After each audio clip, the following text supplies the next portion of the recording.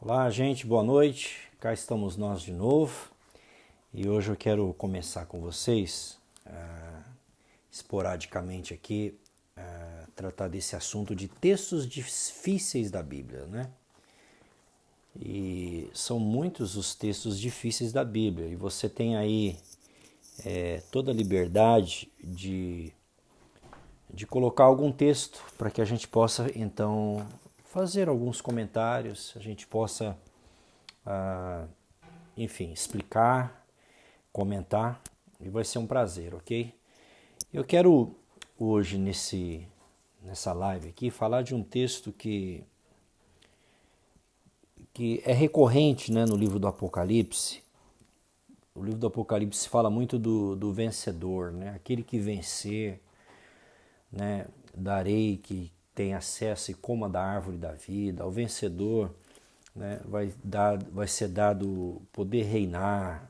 Ao vencedor, né, vai ser dado uma coroa. Então são diversas vezes aparece essa expressão vencedor, né? E então esse é um texto, né, que é recorrente no livro do Apocalipse. E eu quero ler hoje esse texto que fala dos covardes, dos incrédulos, né? E enfim, que todos esses aqui vão arder no fogo, tal. E esse é um texto que eu já vi muitos cristãos, né, usarem dizendo o seguinte: se você praticar essas obras aqui, se você incorrer nessa cláusula aqui, nesse versículo, então você vai estar entre aqueles que vão estar perdidos para sempre, né? Mas veja bem, todas as vezes que você lê um texto na Bíblia, você precisa considerar algumas coisas, né? Você precisa considerar o contexto, né? Sem dúvida nenhuma, o contexto sempre será decisivo em uma determinada interpretação, né? E uma pergunta que eu sempre faço, todas as vezes que eu leio um texto difícil relacionado à salvação, né, eu sempre faço essa pergunta. Esse texto está tratando da condição da salvação, está ensinando como ser salvo, ou esse texto está tratando de obediência, né? Porque o que a gente não pode, sem dúvida nenhuma, é utilizar um versículo, né, que o autor esteja falando da condição para ser um discípulo de Jesus, uma condição de obediência, né, a guarda de um mandamento e usar isso como se fosse um meio para se chegar ao céu, né? Então isso é fundamental quando nós estamos falando de interpretar um texto bíblico, né? Outra coisa, toda vez que a gente encontra um versículo difícil na Bíblia, né, a gente precisa sempre interpretar esse versículo, né, à luz do restante da Bíblia, né? Porque claramente Deus ele nunca vai se contradizer na sua palavra, né? Deus não tem duas mentes diferentes, né? A palavra de Deus não tem, né? Deus não vai dizer uma coisa, né, aqui, depois mais ali na frente contradizer o significado do que ele está querendo dizer, né? Por exemplo, você pega o livro de Romanos capítulo 4, Paulo vai dizer que Abraão foi justificado somente pela fé, né? Que ele não trabalhou, né? Mas ele foi simplesmente creu e isso foi imputado como justiça, não é isso? Aí você pega o livro de Tiago e diz que Abraão não foi só justificado pela fé, mas ele foi justificado também pelas obras. Então dá a impressão que Tiago está discordando de Paulo, né? Parece que Tiago está desfazendo ou de repente complementando aquilo que Paulo falou, né? Como se o que Paulo disse estivesse incompleto, enfim, ou como se houvesse uma contradição entre os dois, mas não tem contradição, né? A contradição nunca está no texto bíblico, a contradição nunca está nos autores bíblicos. A contradição está sempre naquele que lê a Bíblia, né? Aquele que está estudando a palavra. A contradição está em nós que que não compreendemos totalmente, né, o texto sagrado. É daí que nasce a contradição, né? Isso eu queria ressaltar.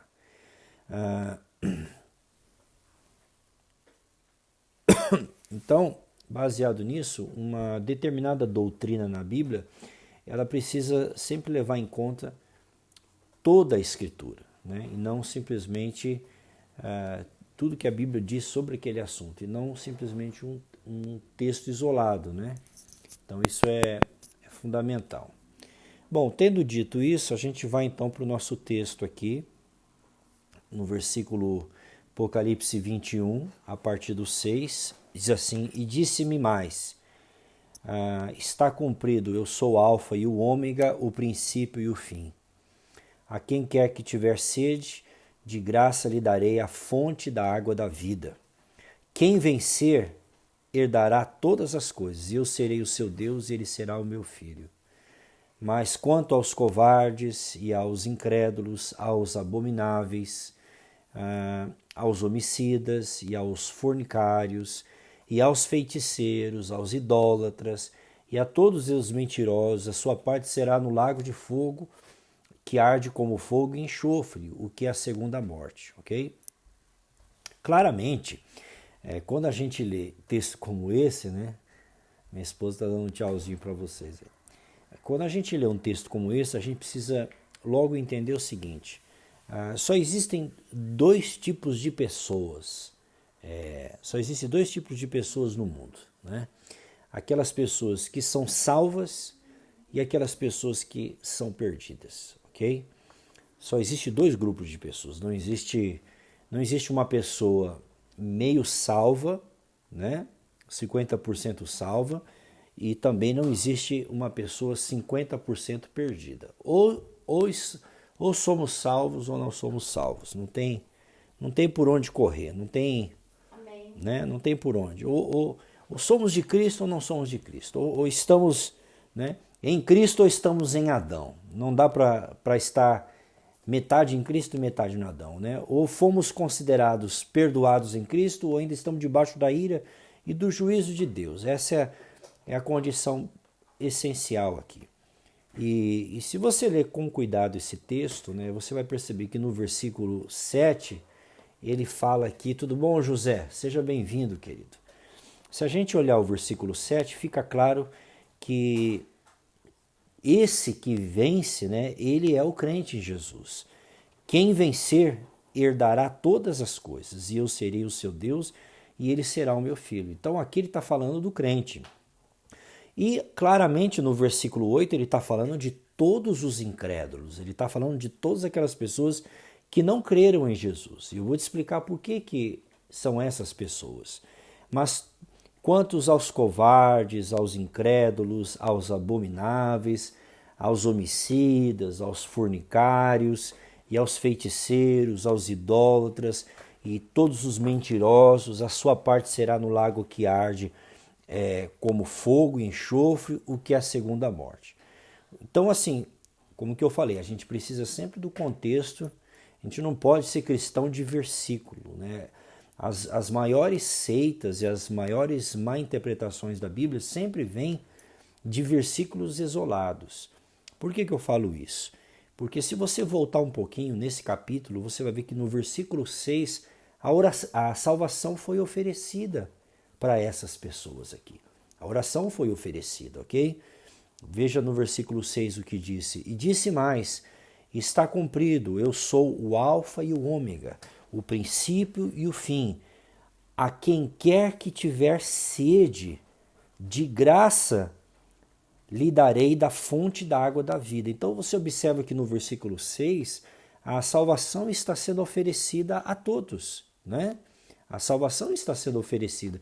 E qual é a condição dessa salvação que está sendo oferecida? O texto diz: de graça lhe darei da água da vida. Essa água da vida aqui é a salvação. Assim como Jesus usou essa mesma figura de linguagem quando ele falou com a mulher samaritana, né?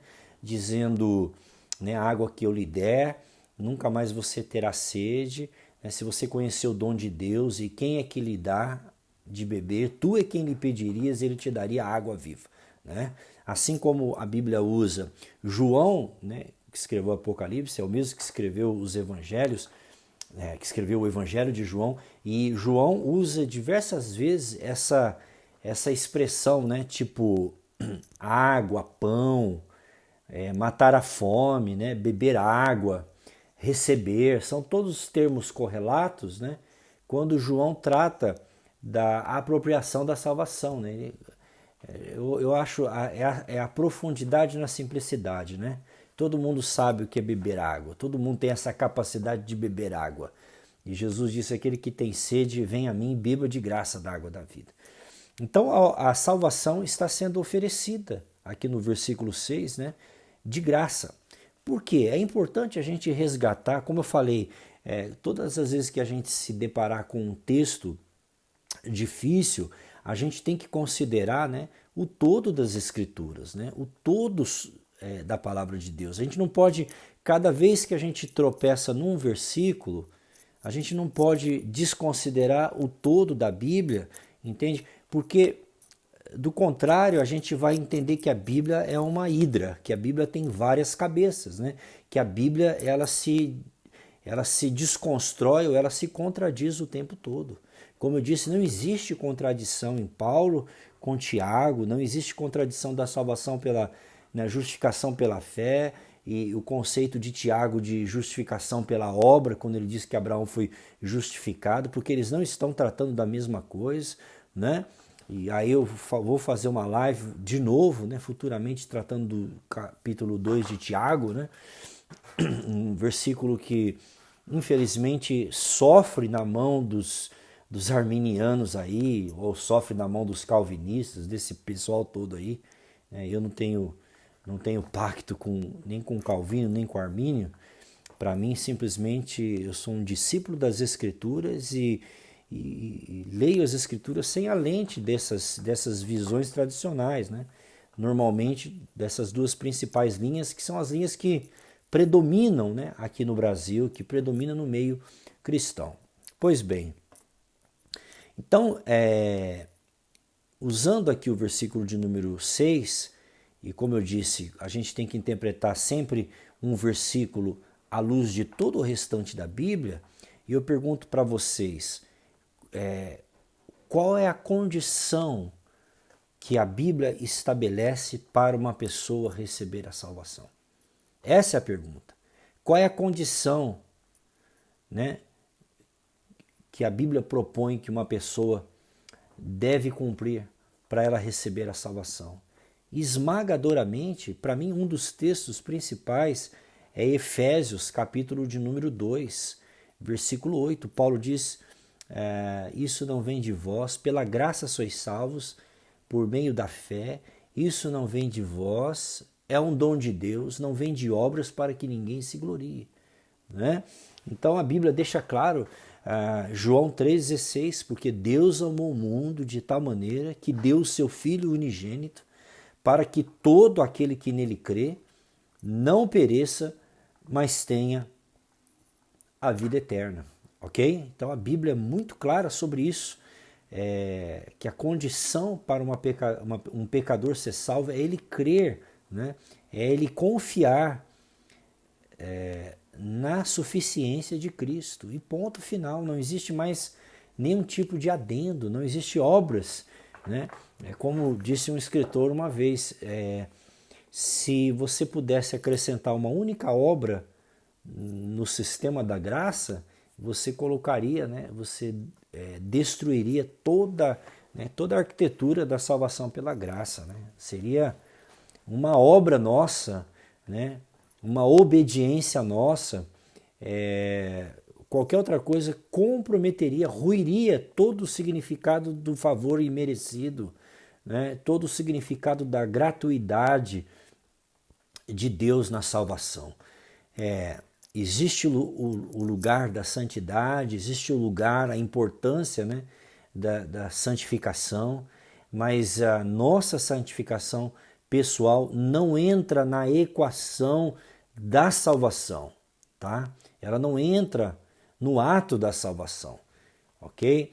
No sentido de desenvolvimento, no sentido de da nossa participação, ela é posterior, né? A gente precisa entender que a palavra salvação é uma palavra inclusiva, né? E ela tem várias dimensões. Existe a salvação no sentido de justificação. Aqui, o texto que eu postei na internet aí falando da santificação posicional, isso é extremamente importante a gente entender, né? Que é uma coisa é a posição que eu tenho agora diante de Deus, porque eu estou vestido da justificação, ele fez justiça, né? Olha posicionalmente, né? Eu não quero, isso tem a ver totalmente com o texto, né? Porque a explicação hoje, inclusive, foi sobre o texto de Hebreus, né? Mas olha que interessante essas duas referências, né? Por exemplo, você vem aqui em Efésios capítulo 4, versículo 23, ele fala dessa santidade que já foi atribuída para o cristão, né? Que já foi transferida posicionalmente para nós. Ele diz assim, em Efésios 4, 24, e vos revistais do novo homem, que segundo Deus é criado em verdadeira justiça e santidade, né? Essa santidade aqui já é essa santificação que é atribuir a santidade de Cristo a nós posicionalmente, ok? Mas a nossa posição nós devemos transformá-la também na nossa condição, ok? Nossa santificação progressiva, né, diária. E não só esse texto, né, como também o texto de Atos 15, né, a gente vem aqui em Atos 15, quando Pedro vai defender os gentios aqui, né, e olha o que Pedro fala aqui. Atos 15, versículos de 8 e 9.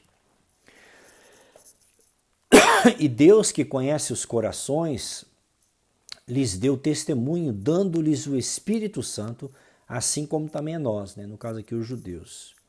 E não fez diferença alguma entre eles e nós, purificando seus corações pela fé. Então, os nossos corações foram, de uma vez por todas, né, purificados pela fé. Aqui ele está falando dessa nova posição que nós temos em Cristo Jesus. Tudo bom, Mieko? Como está? Muito bom? Como vai? Deus abençoe. Bom te ver por aqui. Qualquer dúvida, comentário, pode participar conosco aí, tá bom, Mieko? O mesmo caso você vai perceber em 1 Coríntios 6, 1 Coríntios 6, quando Paulo vai citar aqui, olha que interessante esse texto, se você puder acompanhar aí, no 6:11. E é o que alguns têm sido, né? Quando ele falou de idólatra, de adúlteros, né? Efeminados, sodomitas, nem ladrões, nem avarentos, nem bêbados, nem maldizentes, nem roubadores, herdarão o reino de Deus. E eu já dei aqui uma live explicando a diferença entre entrar no reino e herdar o reino. São duas coisas diferentes, né? Ô, Mieko, que bom, Deus abençoe. Depois dá notícias aí, hein? Tá bom? Eu não sei se ainda tem meu WhatsApp aí, se não tiver, depois eu te mando. Faz tempo que a gente não conversa, quero saber como é que tá aí no Japão. Você me coloca a par aí das coisas, tá bom? Saudade de você. E aqui no 11 diz, né? E é o que alguns têm sido, mas haveis sido lavados, haveis sido santificados e haveis sido justificados em nome do Senhor Jesus Cristo. Então aqui claramente ele não está falando da santificação prática, né? Ele não está falando da santificação processual. Aqui ele está dizendo que eles foram lavados, santificados e justificados. Todos esses verbos aqui estão num tempo perfeito, né, que a gente não tem na língua portuguesa, nem na língua inglesa, acho que no Japão, na língua japonesa também não vai estar.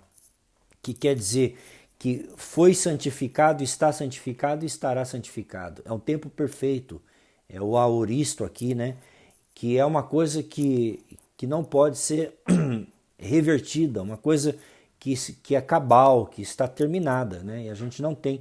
Eu li um livro um tempo atrás, aí, um livretinho, onde o autor é um versado na língua grega, e ele tratou de várias passagens do Novo Testamento onde aparece esse tempo perfeito no grego, que não tem um correlato na nossa língua original, mas que dá essa ideia de uma coisa que foi concretizada e os efeitos dessa ação permanecem no presente, no passado, no presente e no futuro, né? Um exemplo que ele dá é quando Jesus usou o tetelestai, né? O está consumado, né? Em inglês é it's finished. O está consumado significa foi pago, está pago e estará pago. E sempre estará pago. Mas quando a gente lê na língua portuguesa, acho que no espanhol também, amigo, como é que se fala? O seu país aí, você é japonesa, mas também você é do Peru, né? É isso? E eu acredito que como é que está na sua Bíblia o está consumado? Em espanhol deve ser a mesma coisa, né, Mico? Me fala aí. Então, na língua portuguesa é pobre, né? O nosso idioma é pobre comparado à expressão que aparece no grego, né? A expressão que aparece no grego aqui. Ok? Que mais? Eu queria ressaltar outra coisa. Existe uma diferença, né, desse vencedor que também o livro do Apocalipse ele propõe, né? Olha o Yuri chegando aí, está consumado, tá vendo? É a mesma colocação, porque a gente não tem, quando a gente estuda grego, né? E eu tenho aqui várias ferramentas no grego, né? Tudo bom, Yuri? Seja bem-vindo, querido. Bom, você está por aqui com a gente. A gente está batendo um papo sobre os textos difíceis da Bíblia, né? E eu estou falando um pouquinho sobre a ideia do vencedor que aparece no livro do Apocalipse, e expliquei esse texto, né, de Apocalipse. Estou explicando ainda, a gente vai voltar para ele, quando fala dos ladrões, dos feiticeiros, tal. E esse texto é usado por muitos arminianos aí, por muitos wesleyanos, né, querendo supor que se a gente tiver tais comportamentos, a gente vai ser colocado nessa lista aqui. E eu estava explicando que a gente não está nessa lista aqui. Essa lista aqui é para aqueles que rejeitaram a salvação no versículo 6, né? Que rejeitaram a salvação enfim, a vida dessas pessoas foram caracterizadas por esses pecados tão somente. Não houve nenhum tipo de... Não tem nada que diga aqui que essas pessoas um dia creram, né, na palavra de Deus, né? Ok? Então, vocês têm a liberdade de comentar, de falar e vamos interagir. Eu vou começar essa série com vocês dos textos difíceis da Bíblia, né? E ao mesmo tempo que a gente vai comentando os textos, a gente também vai comentando sobre a importância de uma boa interpretação, né? Como eu disse, a Bíblia não se contradiz, né? Você não pode pegar um único texto, como Hebreus 6, por exemplo, aqueles que um dia foram iluminados, aqueles que tiveram, né, que experimentaram o dom e caíram, que sejam novamente... Você não pode pegar um texto desse e construir, né, e desconstruir o restante da Bíblia por causa de um texto que você às vezes não compreende, né, e que parece que desconstrói toda a sua doutrina da segurança eterna, né? É complicado isso, né? A gente tem que se manter numa linha de raciocínio. E eu quero, nessas lives aqui, justamente conversar com vocês e esclarecer. Lúcia Dornella, seja bem-vinda também nesse estudo nosso aqui, tá bom? A gente está refletindo aqui sobre a importância de uma interpretação correta de alguns textos difíceis da Bíblia, né? Então, à medida que a gente vai conversando, eu também vou falando aqui sobre algumas regras de interpretação, ok? Pois bem, e aqui no Apocalipse, né, voltando para o nosso texto de Apocalipse, note que ele faz uma promessa aqui, né? A quem, no versículo 7, quem vencer herdará todas as coisas, e eu serei o seu Deus e ele será o meu filho, né? Então, olha que interessante, ele está falando aqui ao vencedor. E a gente precisa entender qual é o tipo de vencedor, né, que esse livro do Apocalipse está tratando, né? O vencedor aqui do livro do Apocalipse não é o mesmo vencedor da carta de João, tá? Lá na epístola, ele está falando daquele que é vencedor, que creu em Jesus, né? E que, portanto, ele é o vencedor. Não faria sentido, né? Ele usar o mesmo significado aqui, porque logo todos aqueles que estão em Cristo, né, são vencedores e não tem por que fazer nenhum tipo de promessa, né, de afirmação para aqueles que ele sabe que no final serão os vencedores. Os vencedores, né, e aí a gente precisa considerar o livro do Apocalipse, né? O livro do Apocalipse em especial é um livro de encorajamento para aqueles cristãos que primeiramente que estavam sofrendo perseguição no primeiro século, ali no finalzinho do primeiro século, por conta dos imperadores, né, que se levantaram, e eles então estavam recebendo palavras de encorajamento da parte de João, né, palavras de incentivo para que eles permanecessem firmes, que eles permanecessem vencedores, né, e esse vencedor, né, como eu disse, não se trata, né, do vencedor de 1 João capítulo 5,5, né? Que claramente no momento que nós cremos em Jesus, nós já recebemos essa vitória única, né? A nossa vitória da nossa salvação em Cristo Jesus. Agora, o texto aqui vai falar de uma outra vitória, né? É uma vitória subsequente à salvação. É uma vitória que determina, né, ou que vai determinar as nossas recompensas, ok? Por exemplo, só para respaldar isso que eu estou falando, aqui em Colossenses capítulo de número 3, versículo 24, Paulo vai falar do galardão da herança, né? Que não é salvação. Aqui ele está falando de recompensas que advém como resultado, né, como herança, né, baseado nas nossas obras. Veja que Colossenses 3,24 ele diz: sabendo que recebereis do Senhor o galardão da herança, porque a Cristo Senhor servis. Então você observa o verbo servir aqui? Servir. Então, quem é que vai receber o galardão da herança? Né? Aqueles que servirem ao Senhor. Por outro lado, no 25 ele vai falar: mas quem fizer agravo receberá o agravo que fizer, pois não há acepção de pessoas. Em outras palavras, se você utilizou corretamente da sua vida cristã, se você fez as obras de Deus, se você serviu o reino de Deus, você terá uma herança no reino. Tanto no reino milenar de Cristo, né? E Jesus tratou isso em Mateus capítulo 5, versículo 24, quando ele falou de ser o maior e o menor dentro do reino dos céus. E a gente precisa entender, quando a Bíblia fala de herança, ela trata dois conceitos de herança. A herança no sentido da salvação, ok?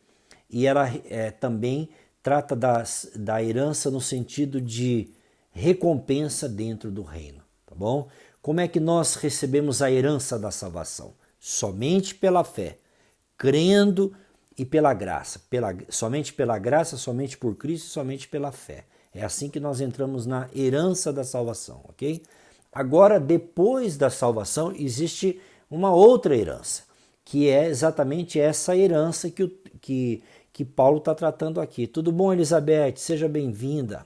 Estamos aqui esclarecendo alguns textos que ao longo dos anos, né, tem sido obscurecido por muitas denominações, né?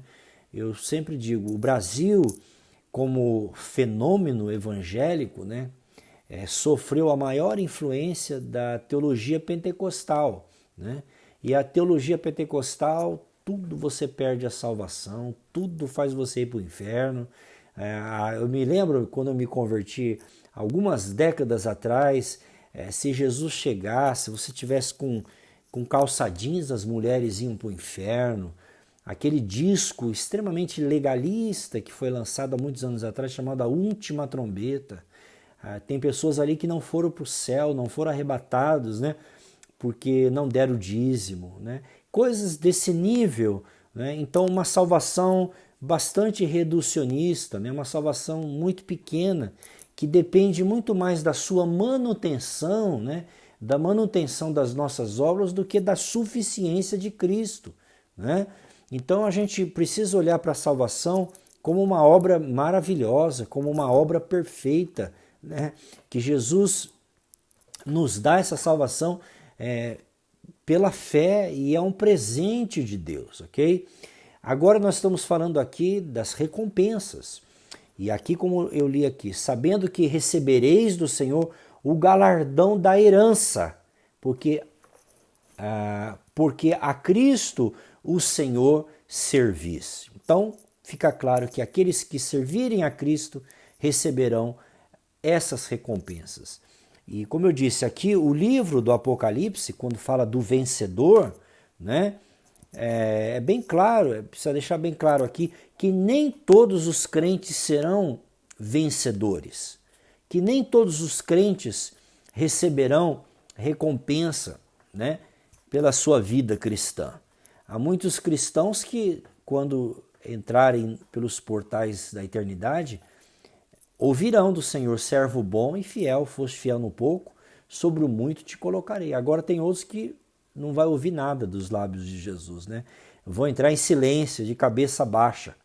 Estarão lá porque, por causa da obra de Cristo, estarão lá porque foram salvos somente pela fé, somente pela graça, mas não terão levado nada para a eternidade, não terão levado nada de precioso, né? E então esse vencedor do livro do Apocalipse, né, trata justamente, né, daqueles que perseveraram nas suas obras, ok? Aqueles que perseveraram, que receberam a salvação, que nasceram de novo e que agora, né, estão pela fé praticando as obras de Deus, né? Esses são os vencedores que então receberão diferentes tipos, né, que superaram tribulações, né? Paulo vai dizer: se com ele nós sofremos, também com ele reinaremos, entende?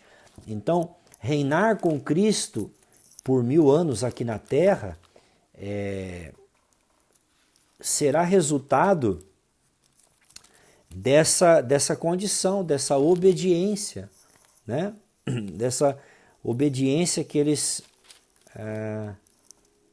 manifestaram. Por exemplo, diz aqui, né? Se morrermos com ele também viveremos. Se sofrermos com ele, também com ele reinaremos.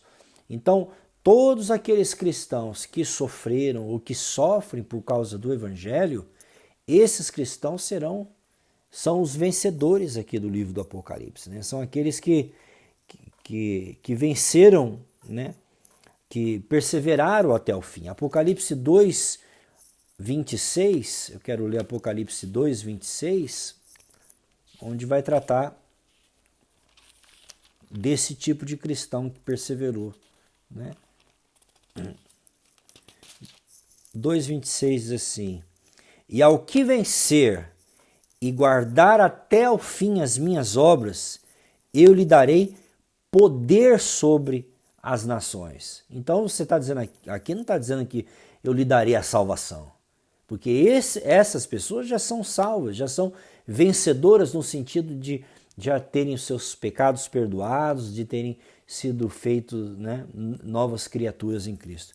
Mas esse vencedor particularmente é aquele que se esforçou, aquele que se dedicou, aquele que penou, né, aquele que sacrificou, aquele que obedeceu. Ele vai receber o quê? Ao vencedor e ao que vencer e guardar até ao fim as minhas obras, eu lhe darei poder sobre as nações, e com vara de ferro as regerá, e serão quebradas como vasos do olheiro, como também recebi de meu Pai. Então aqui ele está falando claramente do reino messiânico de Jesus, que essas pessoas que hoje são fiéis, que fazem a obra de Deus, que servem, essas pessoas receberão posições estratégicas, posições e galardões, né, recompensas, e parte desses galardões são posições estratégicas nesse reino milenar de Cristo Jesus, ok? Então, os vencedores de Apocalipse 2:3 são aqueles que não apenas creram em Jesus para a salvação pela fé, mas são aqueles que viveram de maneira piedosa, né? Então, todas as vezes que a gente vive de maneira piedosa, que obedece a Deus, a gente pode ter a certeza que, né, que teremos recompensas por isso, ok? Então, o texto, voltando lá para o nosso texto de Apocalipse, é o que ele vai dizer aqui: quem vencer herdará todas essas coisas, né? Então, existem diversas promessas de Deus aqui, dado para aquelas pessoas que foram fiéis, né? Que foram fiéis na batalha. Então, o tema principal do Apocalipse, como eu havia dito, né? Trata dos santos que estão perseverando, desses santos que estão perseverando, que são vitoriosos, né? E aqui ele está dando recompensa. Como eu disse, não pode ser todos os crentes, ele não está falando de todos os crentes. Primeiro, porque não teria o menor significado falar de recompensas aqui, né? Mas são aqueles que fazem alguma coisa para obter a recompensa, para receber o galardão, né? E a Bíblia, como eu disse, ela está plena desses versículos aqui, né? Ok, gente? Então, por hora é isso. E como eu disse, o versículo 8 aqui, aos covardes, aos incrédulos, aos abomináveis, são todas aquelas pessoas que, no versículo 6, tiveram a oportunidade de crer. Quem tiver sede, venha de graça e beba da fonte da água da vida. Então, e com certeza eles rejeitaram e permaneceram no seu pecado, permaneceram numa vida de incredulidade, né? E rejeitaram o dom da vida eterna. Porque se eles, com certeza, tivessem crido no versículo 6, eles não estariam aqui, nomeados aqui. Como eu disse, só existe dois tipos de pessoas, né? Sobre a face da terra no mundo. Só existem pessoas salvas e pessoas perdidas, né? Não existe meio salvo e meio perdido. E a salvação foi oferecida para eles aqui no versículo 6, ok? Então é isso aí, gente. Descomplicando a Bíblia. Deus abençoe a todos. Se você foi edificado, compartilhe essa live. E tiver dúvidas, perguntas, deixa o seu comentário aí. Eu vou ter o maior prazer de responder as suas perguntas aí. Uma boa noite para vocês. Fiquem na paz.